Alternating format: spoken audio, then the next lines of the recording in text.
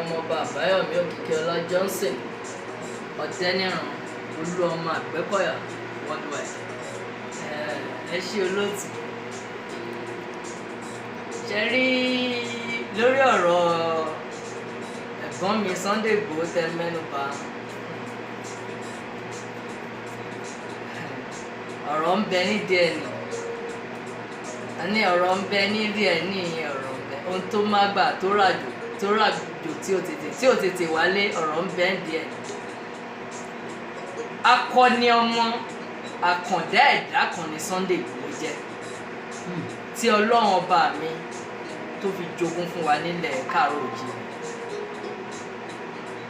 Ọ̀rọ̀ Sunday Igboho kọjá ọ̀rọ̀ à ń yọ̀dá à ń yọ̀bọ̀n. Ọ̀rọ̀ Sunday Igboho kọjá pátápátá, kán má lọ síbẹ̀ rárá. Tábà wá rí ẹnì kan tó bá sọ pé tó Sunday Igboho dojúkọ yìí ó má kọjá kínní, ẹni kó lọ bá figagbága kó mọ orú èèyàn tó ń pè ní Sunday Igboho. Ó yàtọ̀ sí pé à ń gbé AK-47 kárí double barrel. Àkàndá ẹ̀dá kan ni tó mọ̀ nípa àṣà àti ìṣe, ó yàtọ̀ sí àwọn ọmọ àlè.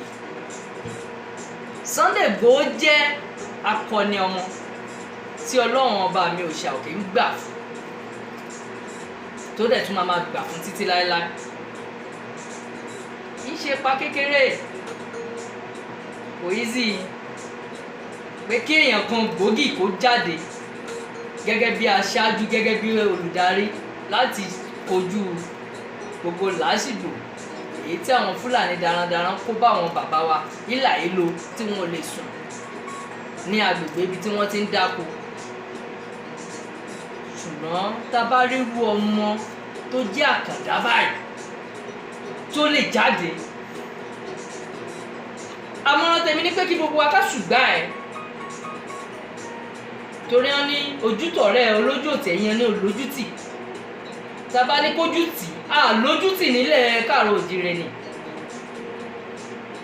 Ọ̀pọ̀lọpọ̀ àwọn ọmọ bẹ́ẹ̀ ló wà tí Ọlọ́run fi jogún sí ìletò kan tàbí ìkejì nílẹ̀ Káàárọ̀-o-jíire, ní ilé Odùduwà kan náà, tọ́lọ́run gbà fún, tán mọ̀ nípa ewé àti egbò, nípa àpàdé àyíníkẹ́ àti àyínípadà.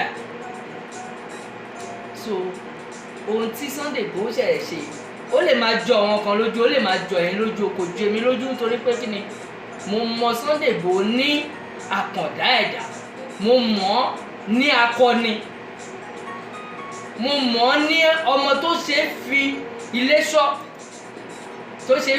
tó lè ṣe ojú kó tún ṣẹ̀yìn. Ó yàtọ̀ sí àwọn alábọ̀dé, ó yàtọ̀ sí àwọn kákànsọ lásán, torí ẹlòmíì lè fẹnu tú ọ̀lẹ̀ tú mọ́ínmọ́ín sìn kan ti tú ẹ̀kọ́ kan jẹ́ tán ní ìṣẹ́jú kan. Ṣùgbọ́n tá a bá dójú ọ̀gbagadè, wọ́n á ya ìgbẹ́ àfọwé. Ṣùgbọ́n Sunday Igboho jẹ́ ọmọ kan, bí mo ṣe sọ síwájú, tó jẹ́ àkàndá. Bí mo ṣe sọ síwájú, ẹ̀gbọ́n mi ló jẹ́, tọ́lọ́run ọba mi ń gbà fún, tó dẹ̀ ti gbà fún. Àmọ̀ràn kan tí mo ní fún Sunday Igboho ni pé ohun tó bá jẹ́ owó, torí Ọlọ́run ọba mi tó bá ní Ọlọ́run kẹ́ni, Ọlọ́run ọba mi ti kẹ́ ẹ̀. Ó ti kọ́lé mọ́lé, ó ti ralẹ̀ mọ́lẹ̀, ó ti ra mọ́tò lé mọ́tò. Ọlọ́run ọba mi ti kẹ́, ó tún fọ àwọn ọmọ jíǹkẹ́. Kí ló tún kù tó fẹ́? Kó má jẹ́ kó wọ̀ ọ́ lójú. Kó dẹ̀ bánú sọ, kó má báyàn sọ, kó jẹ́ kí tinú gbénú. Àgbà ni ọmọ ọ̀dọ̀ àgbà tún ni, kí tìtàgbéta. Àmọ̀ràn tèmi fún Sunday Igboho ni, nítorí pé kí ni, wọ́n ní ká wo ẹni bá rìn ayé ṣòro. Kó má dẹ̀ gba àwọn olóṣèlú kankan láàyè lásìkò yìí láti sọ pé àwọn fẹ́ wá bá sọ̀rọ̀, kó má fún wọn lórí ọ̀fẹ́. Tàbí kóbìnrin kankan, torí obìnrin a máa gbé ní ṣubú ńgbà míì. Kélédùà kó má mú wa. Kí Sunday Igboho kó jẹ́ kí tinú gbénú, kí tìta gbéta. mo mọ̀ pé ọmọ Odò Àgbà ni àmọ̀ràn tí mò ń fún wọn yìí àwọn náà mọ̀ ń pẹ̀ wọ́n mọ tí mò ń sọ wọ́n mọ ohun tó bá dé. Sunday Igboho ò ní gbógun lọ torí ọmọ ọgbà ni ó dẹ̀ ti sá lọ gbà ọgbà ń dẹ̀ ní láti gbà á.